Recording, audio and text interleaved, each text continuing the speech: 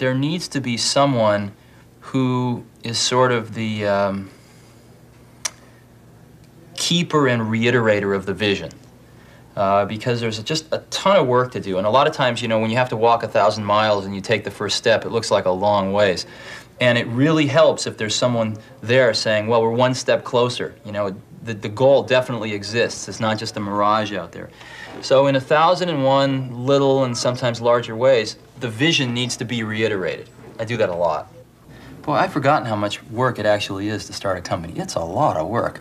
And you've got to do everything. You've got to come up with a name. You've got to come up with a logo. I mean, in addition to designing the product, you've got to figure out what to design. You've got to figure out how you're going to get it to the marketplace. You've got to do a part number system. You've got to go get bank accounts. You've got to set up charts, general ledgers, get a management information system, get a little kitchen set up, get a coffee maker, all this stuff. Well, my first saying is that the honeymoon is over.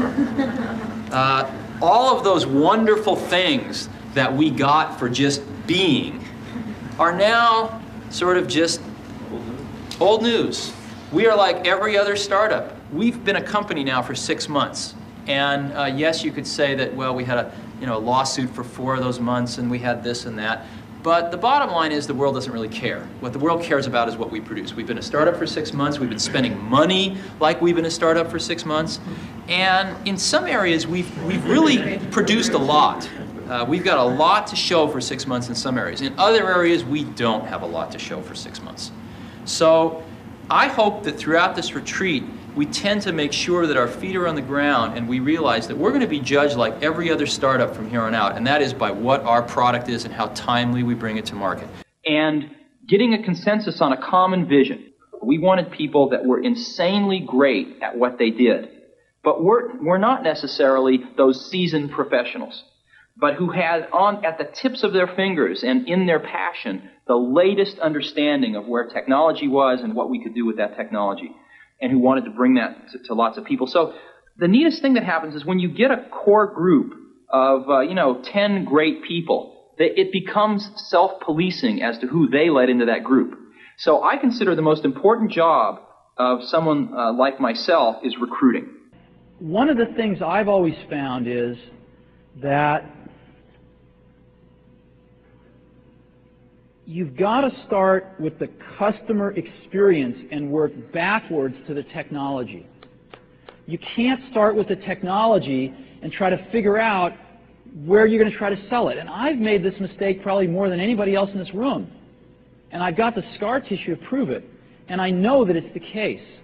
And as we have tried to come up with a strategy and a vision for Apple,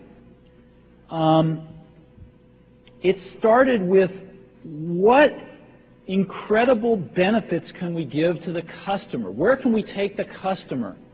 Not starting with, let's sit down with the engineers and figure out what awesome technology we have and then how are we going to market that. And I think that's the right path to take. You've got to find what you love. And that is as true for work as it is for your lovers. Your work is going to fill a large part of your life, and the only way to be truly satisfied is to do what you believe is great work. And the only way to do great work is to love what you do. If you haven't found it yet, keep looking, and don't settle. As with all matters of the heart, you'll know when you find it. And like any great relationship, it just gets better and better as the years roll on. So keep looking. Don't settle. Did you ever want to give up? Did you ever think of giving up? Oh, there were moments where it was pretty tough. There have been moments, but no, I don't think so. I don't think so. The first year or two was the hardest. And there was no personal computer in 1975. It's Right. it's very hard to believe. Well, that's why we made one. Yeah. We made one because we wanted one, and there wasn't one, so we had to make one. Did you know that when you made the personal computer, though, that this will become a major industry? I mean, did you know like this? No. It took about a year before we started to sense it. I had a partner named Steve Wozniak, Right. who's a brilliant guy, and he did most of the engineering on the original Apple I and the Apple II. And after about a year, we showed it to we just made it for ourselves, and we showed it to our friends, and they all wanted one. And so we were busy making these computers by hand for our friends, and it was taking all of our life. All of our spare time. And so we decided we better manufacture 100 of these to get, so that we can not have to spend the rest of our lives making them for our friends. And that's how we got into this. We didn't think about starting a company. We were just doing it for ourselves, and then our friends, and then the circle got bigger and bigger and bigger. Now there's 25 million people. So you were having fun. Oh yeah, we've always had fun doing this. So many young people are aspiring to become, startup venture, venture companies and emulate something like Apple for themselves. And sometimes people come to me and say, I want to start a company. And I say, why? They say, oh, I want to make lots of money. I say, forget it. That's not a good enough reason. Most people that have started companies because they want to make lots of money, I haven't seen very many of those succeed.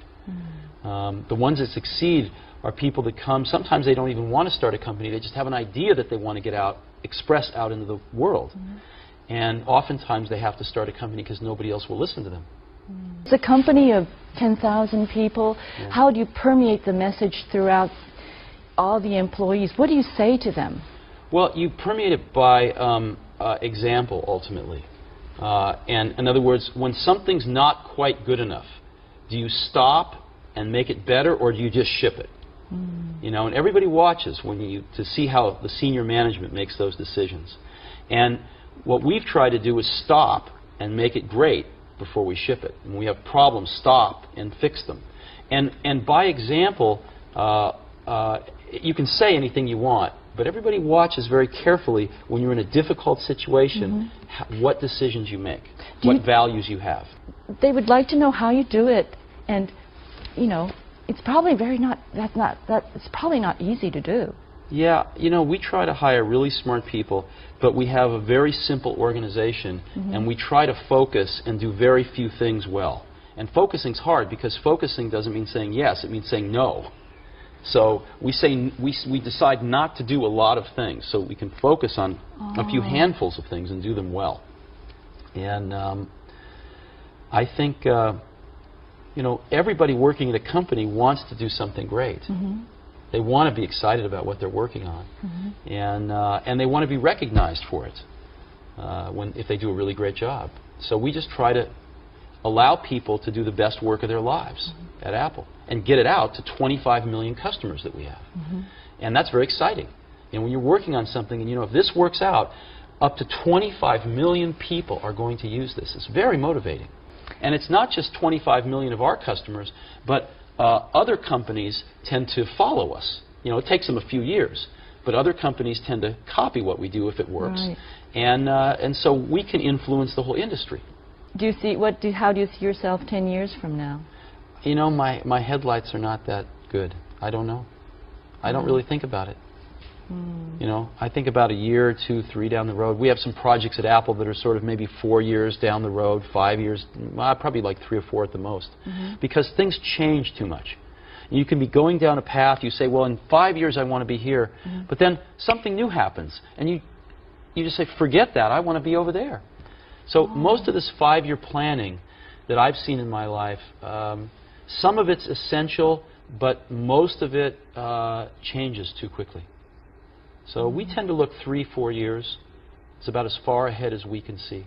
So you can kick yourself in the butt, but I guess now's the time to change. And one of the things I don't see is, I don't see it myself, I don't see it in enough of the rest of us, is I don't see that startup hustle. In other words, if we zoom out at the big picture, it would be a shame to have lost the war because we won a few battles. And I sort of feel like I and some of the rest of us are concentrating too much on the smaller battles. We have to and we're not keeping the war in perspective. And the war is called survival. The war is called not run out of money until we get our product on the market. Some insights and some fundamentally different experiences which I thought might be very beneficial to their lives because of this germ of an idea a few years ago. And that's an incredible feeling. To know that you had something to do with it, A, and B, to know it can be done. To know that you can plant something in the world and it'll grow and change the world ever so slightly. Whether Next can be a viable business is something only time will tell. But Steve Jobs' passionate commitment to his vision is clear. and his certainty that it can be achieved and is worth achieving is a conviction to be observed in all successful entrepreneurs.